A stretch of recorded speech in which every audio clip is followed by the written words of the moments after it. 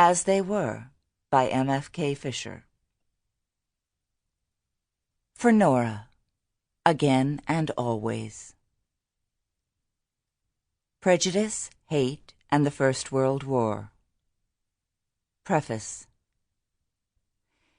In the 60s, my fine old house in St. Helena seemed hollow with the children gone. I said, "Mary Frances, now is the time to go to new places and find different views of things." Friends kept the hearth warm and the animals happy, and other friends let me stay in their own places when they were away.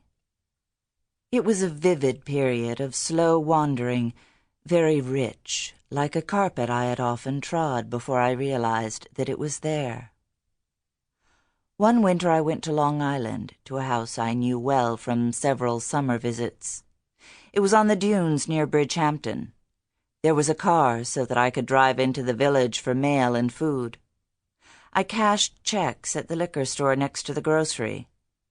I liked the tough fellow there, and when I went back after several months in Sag Harbor, I liked him even more because he laughed with real pleasure when he saw me and said, "God, we were glad to get you off the dunes and out of here." I knew why, because he was one of the volunteer firemen who would have risked their lives to reach the house if they knew I was without heat or help. They did not want to die any more than I did, but...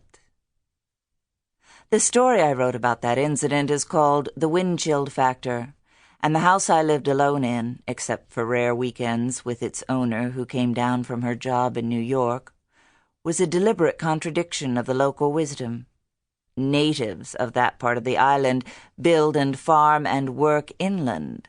Only ignorant summer people stay along the blandly beautiful beaches, flirting in bland ignorance with hurricanes and such. My house had been partly demolished in the last big blow, but was solid again and partly winterized, as was then said. And my hostess and I agreed that I was indeed a lucky person to face a cozy winter there. I holed in. After what I reported in The Wind-Chill Factor, I knew that many more lives than mine depended on whether my lights had gone off, those 3 or 4 wild nights, and I moved into a one-room flat in Sag Harbor.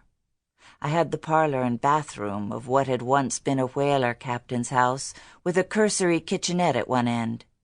I was warm and quiet and worked steadily because there was nothing else to do. Outside, everything was mostly silence because the snow stayed high for weeks at a time, and it was Sample complete. Ready to continue?